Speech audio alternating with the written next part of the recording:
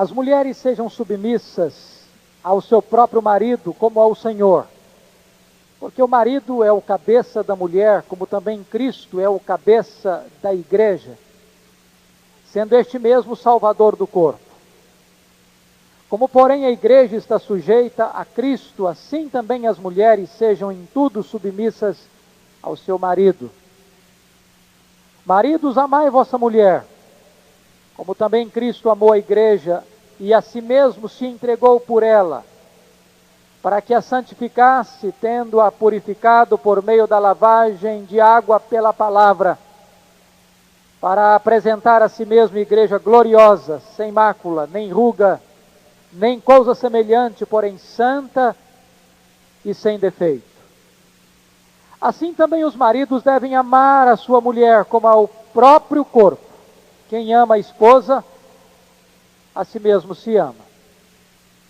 Porque ninguém jamais odiou a própria carne, antes a alimenta e dela cuida. Como também Cristo faz com a igreja, porque somos membros do seu corpo. Eis porque deixará o homem a seu pai e a sua mãe, e se unirá à sua mulher, se tornarão os dois uma só carne. Grande é este mistério, mas eu me refiro a Cristo e à igreja. Não obstante vós, cada um de per si, também ame a própria esposa como a si mesmo, e a esposa respeite ao marido.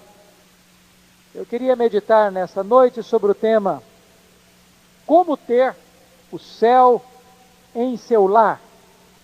Se o amor não acaba, e se agora tem a fé, a esperança e o amor, esses três, mas o maior deste é o amor, porque o amor vai morar no céu. E se o amor é o clima do céu, podemos ter então o céu no nosso lar. Esse texto não soa bem aos ouvidos pós-modernos. Eu compreendo isso. Certa feita estava pregando, aliás foi meu primeiro sermão de casamento, depois que fui ordenado pastor há 21 anos. E quando eu terminei a cerimônia de casamento, um grupo de moças aproximou-se de mim e disse: mas esse texto está ultrapassado. Esse negócio de submissão já era. Isso não combina mais com o nosso tempo. Isso há 21 anos. E muitas pessoas, quando escutam sobre submissão, parece que isso soa mal aos ouvidos. Parece que não tem mais nenhuma pertinência histórica para os nossos dias. Alguns acusam Paulo de ser machista, de não valorizar as mulheres, de não dar o devido valor ao elemento feminino. E é extremamente importante, antes de entrar propriamente dito na exposição do texto, compreender o contexto em que Paulo escreve esse texto. Nós jamais poderíamos entender a profundidade, a sublimidade e o aspecto, por que não dizer revolucionário, do que Paulo está ensinando, a não ser que entendamos o contexto histórico em que Paulo escreve esse texto. Talvez um dos problemas da civilização antiga mais graves era o pequeno valor que era dado às mulheres. As mulheres, na época antiga, não eram consideradas como pessoas, mas como objetos. Como propriedade do pai quando solteiras e como propriedade do marido depois de casados. Eu queria olhar isso, pelo menos em 4 aspectos. Em primeiro lugar, dentro da cultura judaica, os judeus, infelizmente, tinham um baixo conceito do valor feminino. Para vocês terem uma ideia, uma das orações prediletas do judeu, que ele fazia toda manhã, o homem judeu, toda manhã fazia essa oração: Deus, eu te dou graças, porque tu não me fizeste nem um pagão ou gentio, nem um escravo, nem uma mulher. As mulheres, no contexto judaico, não tinham direitos legais. elas eram propriedade do pai ou do marido. Se você estudar a cultura judaica, vai perceber que quando a igreja cristã nasceu, no primeiro século, o divórcio era tragicamente fácil, pela influência da escola de Hillel, um rabino liberal, que entendia que um homem podia divorciar-se da sua mulher por qualquer motivo. Mesmo que a mulher tivesse botado muito sal no arroz, se era cultura comer arroz lá, era um motivo suficiente para um homem divorciar-se da sua mulher. É que o direito do divórcio, na cultura judaica, era do homem. O homem podia divorciar-se da sua mulher por qualquer motivo, mas a mulher não podia divorciar do seu marido por motivo nenhum, ainda que ele se tornasse um leproso ou se envolvesse com coisas imorais. Quando nasceu a igreja cristã, o laço matrimonial estava em risco e em perigo dentro do judaísmo. Vamos ver como é que era o contexto do lar, da família, dentro da cultura helênica, dentro da cultura grega. A situação era pior ainda. Por quê? Porque dentro da cultura helênica, dentro da cultura grega, a prostituição era uma parte essencial da vida humana, onde se associa a prostituição com a religiosidade.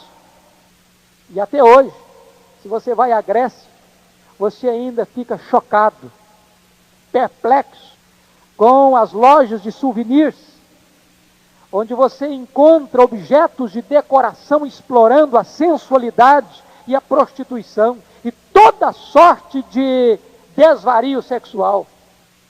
Para vocês notarem qual era o contexto em que Paulo escreve esse texto, Demóstenes dizia o seguinte, o maior orador grego, temos, diz ele, abre aspas, temos prostitutas para o prazer, concubinas para o sexo diário e esposas com o propósito de ter filhos legítimos. Essa era a cultura que estava por detrás da prática helênica, grega. Xenofonte, ridicularizando e aviltando a questão do elemento feminino, dizia: a finalidade das mulheres é ver pouco, escutar pouco e perguntar quase nada. A mulher era desprezada e era desvalorizada. Para vocês terem uma ideia, o contexto era que no mundo helênico, o divórcio não tinha processo para o divórcio. O divórcio era praticado ao bel prazer dentro do capricho humano. Na Grécia, o lar e a família estavam próximos de extinguir-se. E a fidelidade conjugal era praticamente inexistente. Se você vai para o contexto do mundo romano, a situação era mais grave ainda. A degeneração de Roma era uma verdadeira tragédia. A vida familiar estava em ruínas. Para vocês terem uma ideia, Sêneca chegou a dizer que as mulheres se casavam para se divorciar e se divorciavam para casar. A coisa era tão degenerada no mundo romano que os romanos ordinariamente datavam os anos, eles não datavam os anos com números, mas com os nomes dos seus cônsules. E Sêneca dizia o seguinte, que as mulheres datavam os anos com os nomes de seus maridos. O poeta romano Marcial nos fala de uma mulher que teve 10 maridos, e Juvenal fala de uma mulher que teve 8 maridos em 5 anos, e Jerônimo chegou a afirmar de uma mulher que vivia com o seu 23º marido, enquanto este marido estava vivendo com a sua 23ª esposa. A fidelidade conjugal em Roma estava em total bancarrota. Se você olhar, esse é o pano de fundo que Paulo tem para escrever esta carta para os Efésios. Então, quando você entende esse contexto, você não vai entender Paulo como machista, não. Você não vai ver Paulo querendo aviltar ou humilhar a mulher, absolutamente. Você vai perceber que Paulo está sendo absolutamente revolucionário no seu ensino. Você vai perceber que Paulo está introduzindo alguma coisa que aquela sociedade absolutamente não conhecia. Paulo está dignificando a mulher e Paulo está restaurando a dignidade da família e do casamento. Agora, meus irmãos, vamos olhar em quarto lugar a cultura pós-moderna. Você precisa admitir comigo que o conceito de família está confuso hoje. Confuso.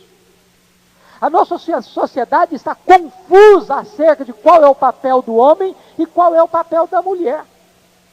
Aliás, o novo Código Civil parece que está um pouco perdido nessa questão, porque em nome de resgatar valores e direitos da mulher, parece que houve uma confusão acerca de papéis. Nosso Código Civil parece que legitima aquilo que a Bíblia chama de adultério. Por entender que uma relação marital sem casamento pode ser legítima, quando aos olhos de Deus, não importa o tempo que ela tenha, é adultério, se não é consolidada pelo matrimônio legal.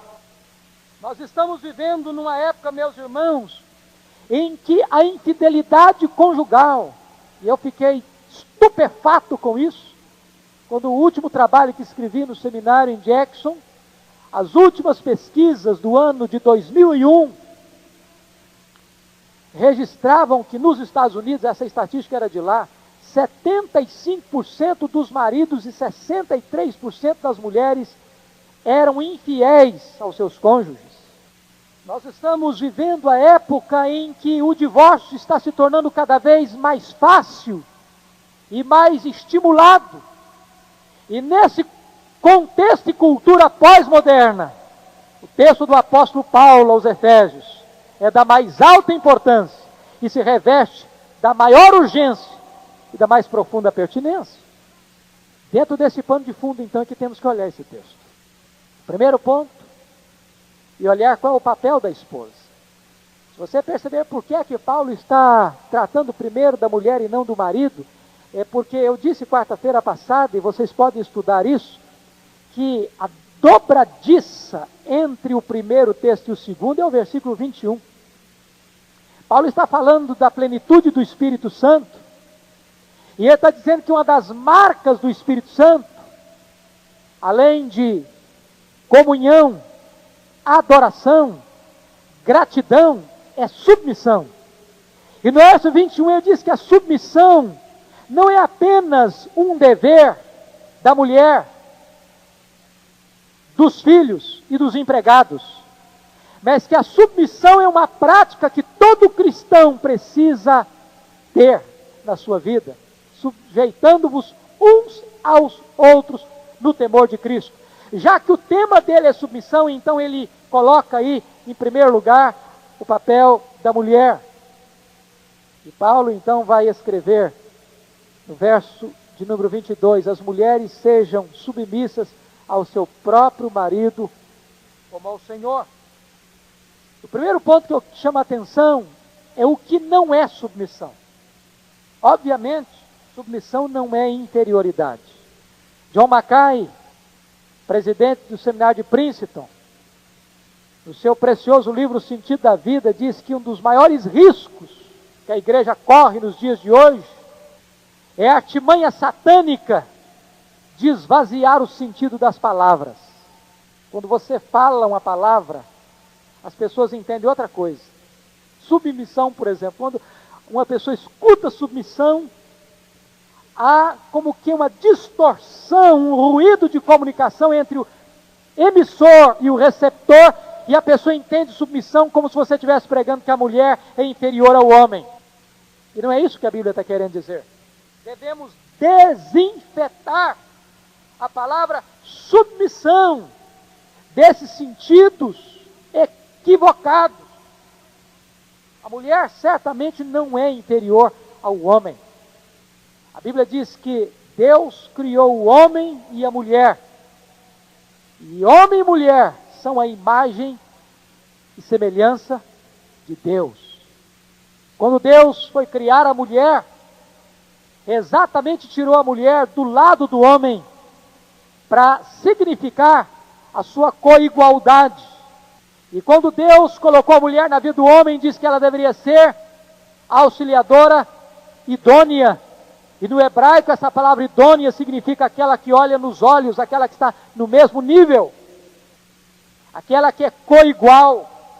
E quando você vai ver Paulo escrevendo sobre isso, diz Paulo que agora em Cristo não tem homem nem mulher, os dois são um em Cristo Jesus. E quando Pedro vai escrever a sua primeira carta, capítulo 3, verso 7, ele vai dizer que ambos são participantes ou coparticipantes da graça divina. Então a linguagem, usando a linguagem da submissão para querer colocar a mulher como inferior ao homem, não possui amparo nas Escrituras. O que também não é submissão?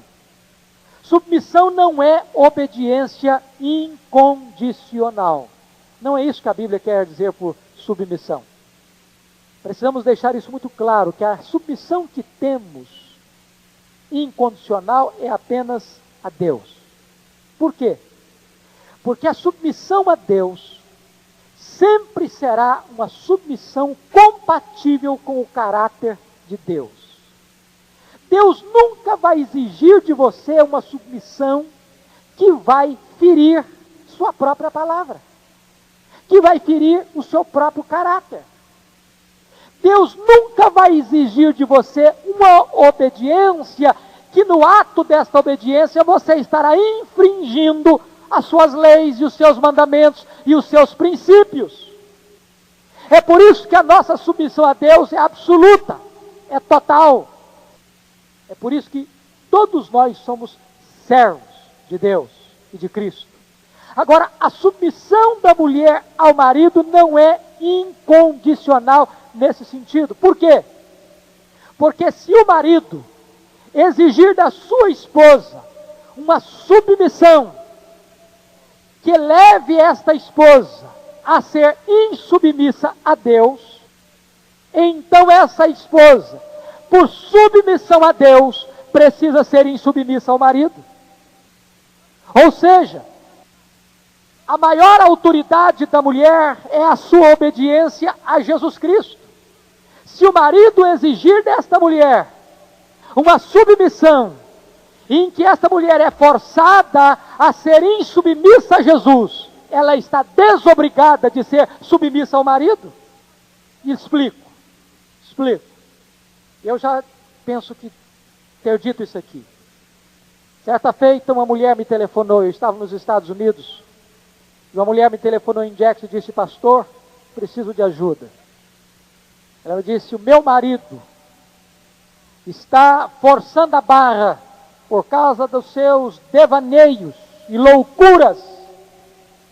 Está forçando que eu tenha sexo com um amigo dele, para que ele veja este ato. O que o senhor me diz? Eu disse: a senhora tem a obrigação de desobedecer o seu marido. A senhora tem o dever, a senhora tem o imperativo absoluto de dizer não ao seu marido, de ser insubmissa a ele naquilo que ele exige da senhora.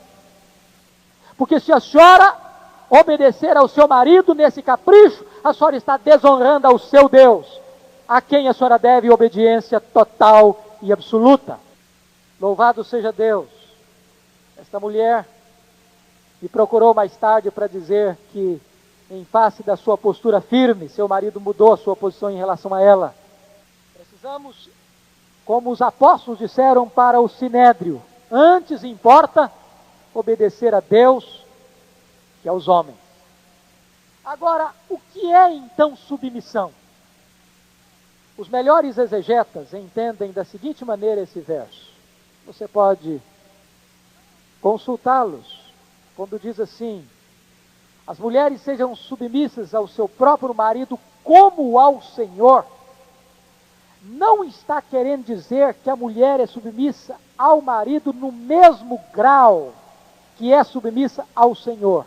Dr. Mark Lloyd Jones, Dr. John Stott e tantos outros exegetas, ao penetrar um pouco mais fundo na questão dos originais, entendem da seguinte maneira, que a mulher deve ser submissa ao marido porque é submissa ao Senhor. Ou seja, a submissão ao marido é resultado da submissão da esposa ao Senhor Jesus. Porque a esposa é submissa ao Senhor Jesus, e porque Jesus recomenda e ordena a mulher que ela seja submissa ao marido, por causa dessa obediência que ela tem ao Senhor Jesus, ela se submete ao seu marido. A submissão da esposa ao marido, portanto, é uma expressão da sua submissão a Jesus Cristo.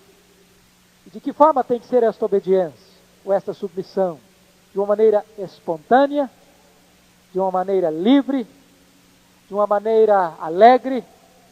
E a mulher precisa fazer isso em dois contextos. Em primeiro lugar, ela precisa ser submissa ao seu marido para a glória de Deus. Porque tudo que ela faz o faz para a glória de Deus. Em segundo lugar, é muito importante entender isso lá em Tito capítulo 2, versos 3 a 5, que ela deve submeter-se ao marido para ornar a doutrina de Deus. Paulo diz que quando a mulher é insubmissa ao seu marido, a doutrina de Deus é blasfemada. A palavra de Deus é blasfemada. A palavra de Deus é ultrajada.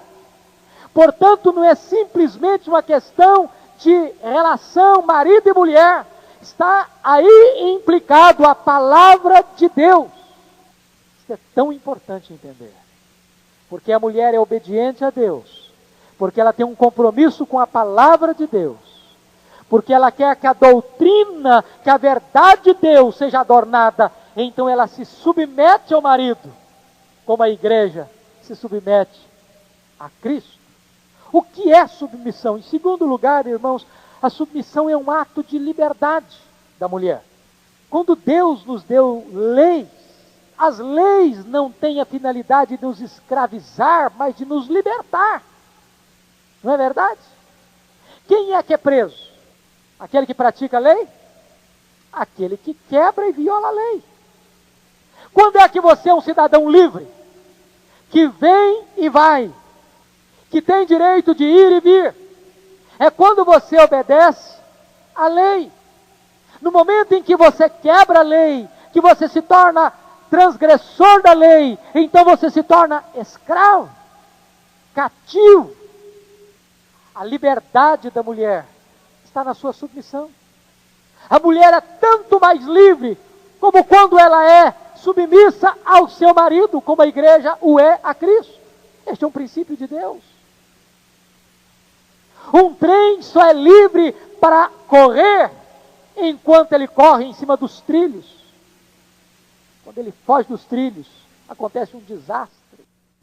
Qual é a glória da igreja? É ser submissa a Jesus. Quem de nós, em sã consciência, poderia dizer que a igreja é aviltada, é humilhada e é ultrajada e é diminuída pelo fato de ser submissa a Cristo? Pelo contrário. Quanto mais submissa a Cristo a igreja é, mais gloriosa ela se torna, mais bela ela se torna, mais sublime ela se torna. Daí, queridos irmãos, a esposa verdadeiramente feliz é a esposa que se submete ao seu marido. É aquela que entende que quando ela se submete ao marido, ela não perde a sua identidade, ela não perde o seu nome, ela não perde a sua reputação e ela não perde o seu poder. Assim como a igreja, quando se submete a Cristo, não perde a sua reputação, nem seu nome, nem seu poder. Finalmente, a submissão da esposa não é uma submissão a um tirano, a um déspota, mas diz a Bíblia, a submissão é a um marido que a ama, como Cristo ama a igreja, que quando ela se submete ao marido, ela não perde a sua identidade, ela não perde o seu nome, ela não perde a sua reputação e ela não perde o seu poder. Assim como a igreja, quando se submete a Cristo, não perde a sua reputação, nem seu nome, nem seu poder. Finalmente, a submissão da esposa não é uma submissão a um tirano, a um déspota. Mas diz a Bíblia, a submissão é a um marido que a ama, como Cristo ama a igreja. O cabeça do corpo, diz o texto, também é o salvador do corpo. Que coisa tremenda isso. Nós não podemos desvincular a figura que Paulo usa de Cristo como cabeça, mas também como salvador do corpo. É por isso que o Dr. Mark Lloyd Jones diz que nós deveríamos procurar a sessão de casamento, não na sessão da ética, mas na sessão da expiação. Os maridos precisam entender esta gloriosa verdade. Aquele que se diz o cabeça é também o Salvador. A partir do verso 25 até o verso 33, o apóstolo Paulo agora vai falar do papel do marido. Se a palavra que caracteriza o dever da esposa é submissão, a palavra que caracteriza o dever do marido é amor. Por essa razão, a liderança que o marido exerce nunca pode ser para esmagar ou sufocar a esposa, nem para frustrá-la de ser ela mesma, de jeito nenhum. A liderança do marido não é para anular a esposa, é para dignificá-la e realçá-la, para que ela seja ela mesma na plenitude da sua realização. Para mim, uma das frases mais lindas que consegue sintetizar o que é submissão e amor foi lapidada pelo Dr. John Stott, que é um homem de uma mente profundamente analítica e que é capaz de sintetizar as coisas com pouquíssimas palavras. Preste bem atenção na definição dele entre submissão e amor, a diferença. O que significa ser submisso? Ser submisso significa entregar-se a alguém.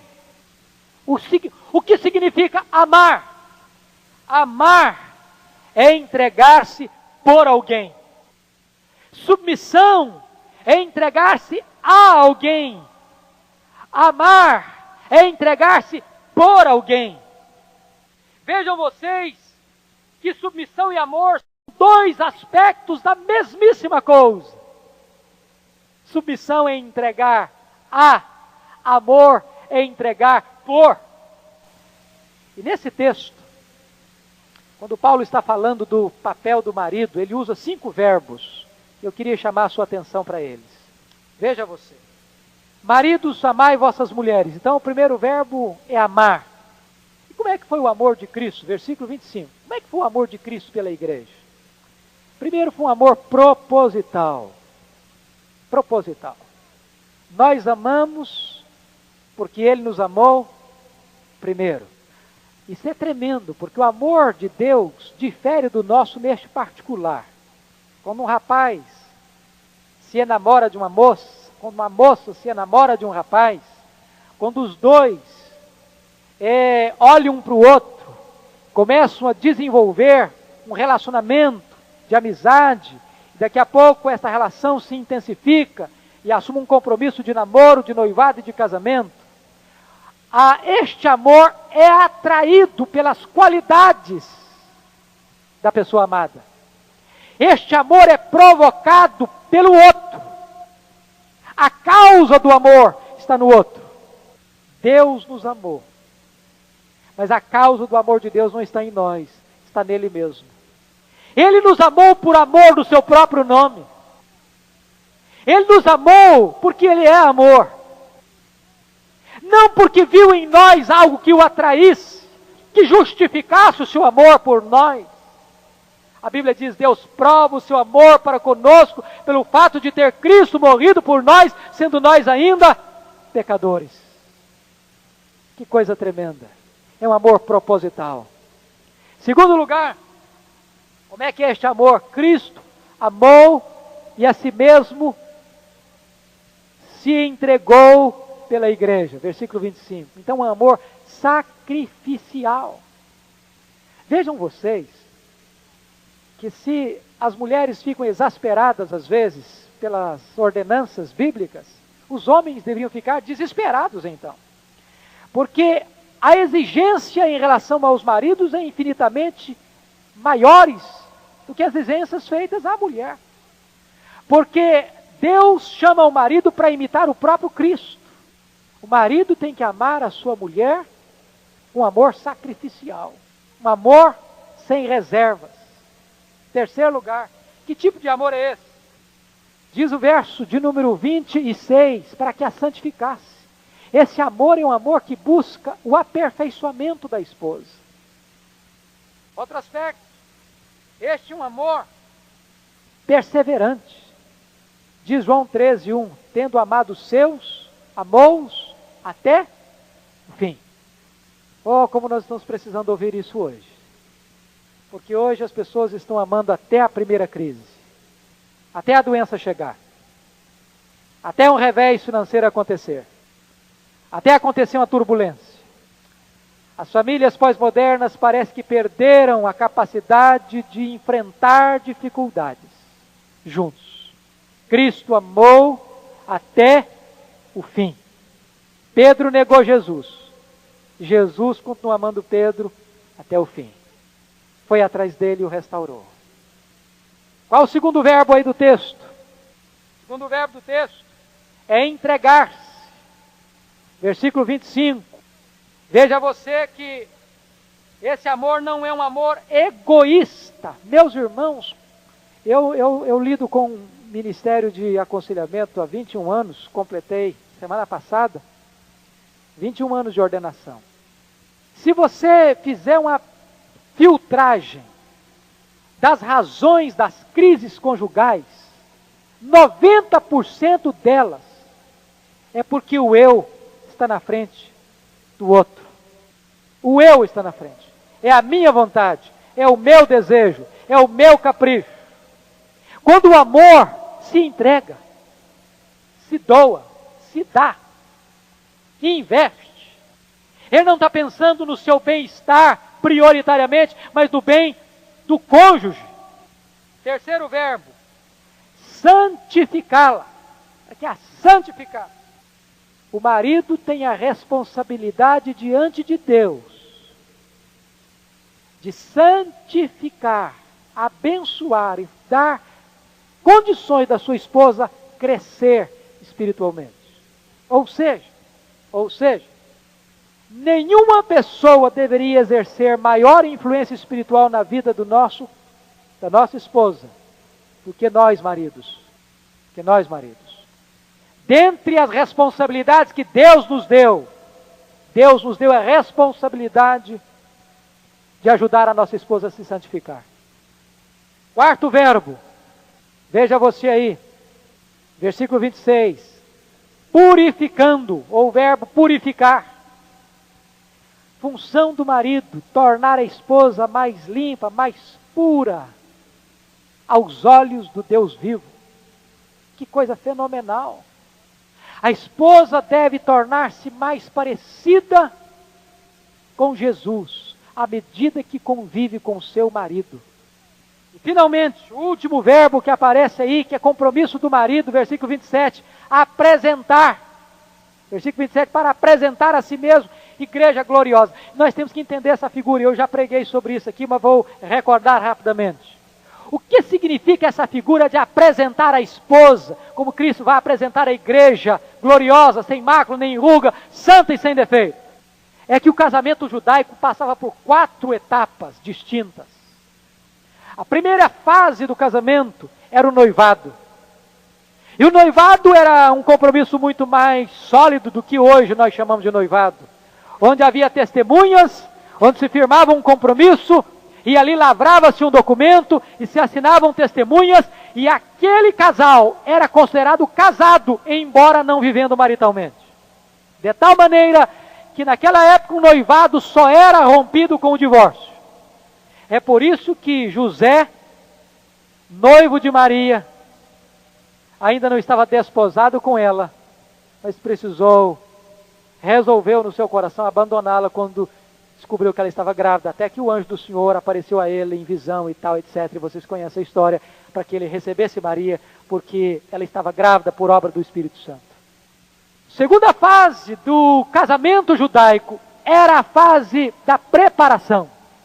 Enquanto o noivo estava na casa do pai e a noiva na casa do pai, os dois estavam se preparando para o grande encontro. Nesse período, era o período em que o noivo pagava o dote ao pai da noiva. Ora, como se aplica isso à igreja? O Senhor Jesus Cristo é o noivo da igreja. Nós somos a noiva de Cristo. E Cristo pagou o dote. Ele deu a sua vida pela sua igreja. Ele comprou a igreja com o seu sangue. E vem a terceira fase do casamento. Era a fase da procissão. Como é que isso era feito? O noivo saía da sua casa com vestes nupciais, com banda de música, com seus amigos, e se dirigia à casa da noiva, ao som de muita música. E de repente, ouvia-se a voz: eis o noivo, saía ao seu encontro. E a noiva, que estava se preparando e aguardando a chegada do noivo, ia ao encontro do seu amado. Isso é um retrato da segunda vinda gloriosa de Jesus. Quando a Bíblia diz que o Senhor Jesus virá em glória com os anjos e os santos, ou seja, os remidos que estiverem na glória. Olha que coisa fenomenal. Aqueles irmãos nossos que já nos precederam virão com Cristo em glória nas nuvens com os anjos, ao soar da trombeta de Deus. E então vai ser um encontro glorioso, quando os que estiverem mortos ressuscitarão em glória, para receber um corpo glorioso como o corpo de Cristo, e os que estiverem vivos serão transformados, e diz a Bíblia que nós seremos arrebatados e encontraremos o Senhor Jesus nos ares. Este é o glorioso momento do encontro. Mas é a quarta fase do casamento. Agora é a fase das bodas. É a fase do banquete. É a fase em que o noivo entra com a noiva para o banquete. E é então uma festa. Só que esta festa, com relação à igreja, é uma festa que nunca vai acabar. Louvado seja o Senhor. O céu vai ser uma festa permanente, uma celebração permanente. E é isso que Paulo está dizendo aqui, que o noivo está preparando a igreja para apresentar a ele mesmo como uma igreja gloriosa, sem ruga, nem mácula, nem defeito. Louvado seja o Senhor. E o marido deve trabalhar para abençoar a sua mulher, para santificar sua esposa, para que a sua esposa, como parte desta noiva do Cordeiro, possa estar preparada também para este glorioso casamento de Cristo e a sua noiva, que é a igreja. O marido deve cuidar da vida espiritual da esposa. Preste atenção aqui, cada um de nós homens, essa palavra é para mim e para você. Estou pregando para mim mesmo hoje, preciso disso. Deus nos dá o privilégio e a responsabilidade como maridos de velar, de cuidar da vida espiritual da esposa. Este é um papel do homem. Veja você que Deus coloca essa responsabilidade sobre o homem, inclusive sobre os filhos. A responsabilidade última da educação dos filhos é do marido. Essa é uma função do homem como sacerdote do lar. Outra coisa, o marido deve cuidar da vida emocional da esposa, versículos 28 e 29. Veja você, Assim também os maridos devem amar a sua mulher como ao próprio corpo. Quem ama a esposa a si mesmo se ama. Porque ninguém jamais odiou a própria carne, antes alimenta e dela cuida, como também Cristo faz com a igreja, não apenas espiritualmente, mas o marido deve cuidar da vida emocional da esposa. O que isso significa? Significa que o marido, ao ferir a sua esposa, fere-se a si mesmo. Porque a sua esposa é parte dele mesmo, é uma só carne com ele. E o que isso implica praticamente? Em primeiro lugar, significa que o marido não deve abusar da sua mulher. Um homem pode abusar do seu corpo, não pode? Ou comendo demais, ou bebendo demais, ou não tendo hábitos de cuidados pessoais com o seu corpo. A pessoa que faz isso é nécia, porque se ela come demais, bebe demais, não cuida do seu próprio corpo, ela mesma vai sofrer. Assim também, o marido precisa cuidar da sua mulher. De que maneira que um homem pode abusar da sua esposa? Sendo rude com ela, não dando tempo, não dando atenção, não dando carinho, usando palavras grosseiras, gestos grosseiros. Se você for perceber, a maior reclamação das mulheres é falta de carinho, falta de carinho, falta de atenção na área emocional. Outra coisa, o marido não deve descuidar da esposa. Um homem pode descuidar do seu corpo, não pode? Pode. Pode descuidar do seu corpo e ficar doente, por causa do descuido. E o que é que um homem faz quando fica doente? Vamos imaginar que você fique doente. Se você está doente, mas ainda tem força, tem disposição, você vai para o trabalho, ou com febre, ou com dor de cabeça, ou com mal-estar. Mas e se a doença chega ao ponto de prostrar você na cama? O que você faz? Você deixa o seu trabalho, você cancela a sua agenda, e naquele momento não tem outra prioridade a não ser você cuidar do seu corpo. Não é verdade isso, irmãos? O que nós deveríamos fazer no casamento?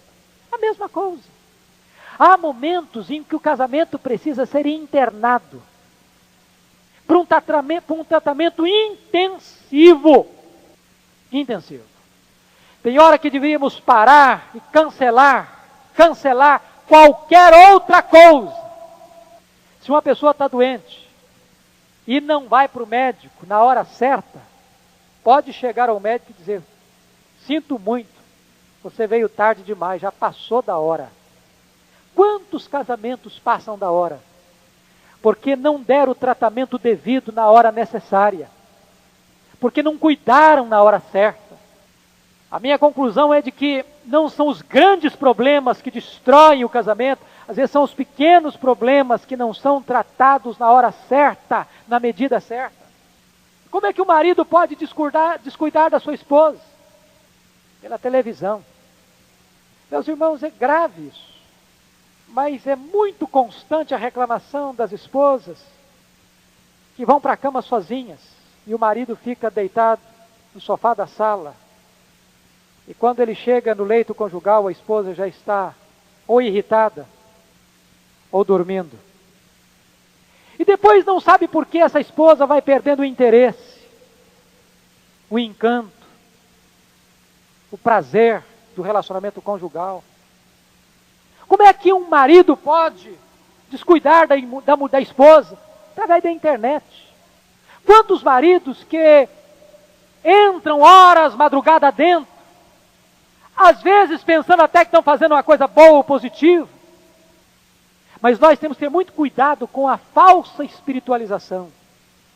A maior prioridade, depois de Deus na nossa vida, é com o nosso cônjuge. E é preciso ter esta sensibilidade para dar atenção à mulher e não descuidar-se dela. Cuidado com interminas reuniões. É preciso perceber, como Pedro diz, o homem precisa ser sensível à sua esposa como vaso mais frágil. Mas Paulo prossegue e diz que o marido deve ainda zelar pela esposa, antes a alimenta e dela cuida. E o que significa alimentar a esposa? Vamos parar para pensar agora na analogia do corpo, porque é a analogia que Paulo está usando, alimentar o corpo.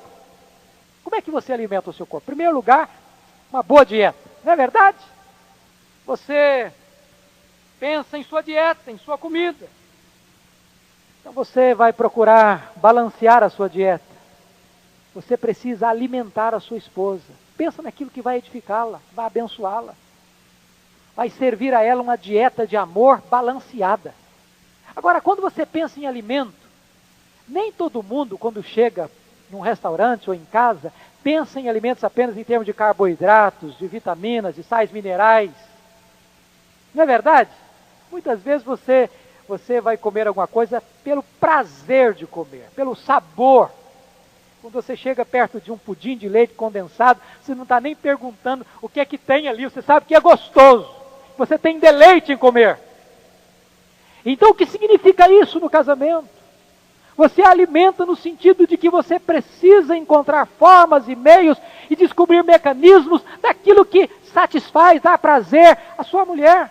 O que ela gosta? E é muito importante que cada um conheça o seu cônjuge, porque às vezes o que uma gosta não é o que a outra gosta, não existe uma massificação. Terceira coisa, se você quer cuidar do seu corpo, alimentar o seu corpo, você precisa cuidar do exercício. Não é verdade? O exercício do diálogo. Meus irmãos, eu fico impressionado, não é? No tempo da comunicação, como falta diálogo hoje. Eu fiquei, certa feita, boquiaberto, quando eu conversava com uma senhora, já vovó, ela me disse: pastor, se não fosse trágico, era cômico. Eu sou casada há 53 anos e eu durmo com o inimigo há 53 anos. Você já imaginou uma cena dessa? De uma mulher casada há 53 anos e 53 anos de casamento péssimo, onde ela dizia: eu durmo com o meu inimigo. Não tem diálogo, não tem entrosamento, não tem harmonia. Acostumou. É preciso desenvolver o diálogo, a maneira, aprender a ouvir, aprender a falar na hora certa. Mas Paulo diz: antes a alimenta e dela cuida. A palavra cuidar só aparece em 2 textos na Bíblia. Aqui, em Efésios 5, versículo 29, e em 1 Tessalonicenses 2,7, a palavra paralela é acariciar. Ou seja, o marido precisa acariciar a esposa. Tem marido que já desaprendeu esse negócio. Tem marido que tem constrangimento em pegar na mão da esposa. Se sente envergonhado e enrubesce a face se alguém vê em público ele tocar na esposa. O texto diz que é função do marido acariciar. E aqui não é espiritualizar o texto, não. É tocar mesmo. É ser alguém sensível, amoroso, terno, carinhoso do ponto de vista físico. Porque o verso 30 vai nos mostrar que outra finalidade do marido é cuidar fisicamente da sua esposa. Diz o texto: por isso, deixa o homem, versículo 31, desculpa. Eis porque deixará o homem a seu pai e a sua mãe, e se unirá à sua mulher, se tornarão os dois uma só carne. Ou seja, o marido deve amar a esposa com amor que transcende todas as outras relações humanas, inclusive a mais sublime delas do ponto de vista humano, que é a relação pai e filho, mãe e filho. Deixa pai e mãe, se une à sua mulher. E esse unir aí é um unir indissolúvel, monossomático, e os dois se tornam uma só carne. Satisfazer a esposa fisicamente. Concluo. Meus irmãos, numa época como a nossa, pós-moderna, em que as mesmas marcas da sociedade falida e decadente da antiguidade, do mundo grego, do mundo helênico, do mundo romano, estão sendo reativadas e reavivadas. A A palavra talvez reavivada não é tão boa para usar um termo negativo, mas revigoradas, pelo menos nos dias de hoje, precisamos nos voltar para o ensino das Escrituras. A palavra de Deus é viva e atual. E a palavra de Deus, e não os valores, laços, frouxos, relativos da sociedade moderna, é que devem reger a nossa vida familiar. É a palavra de Deus. Eu espero, queridos, que cada um de nós aqui, à luz desse texto, casados e solteiros, viúvos e viúvas, homens e mulheres, possam pensar seriamente na recomendação que o apóstolo Paulo nos traz. O dever da esposa, o último versículo nos diz, é respeitar o seu marido. O dever do marido é merecer o respeito da esposa. Que Deus nos ajude a olhar para esse texto e pautar a nossa vida familiar nele. Que seja assim para a glória de Deus. Amém.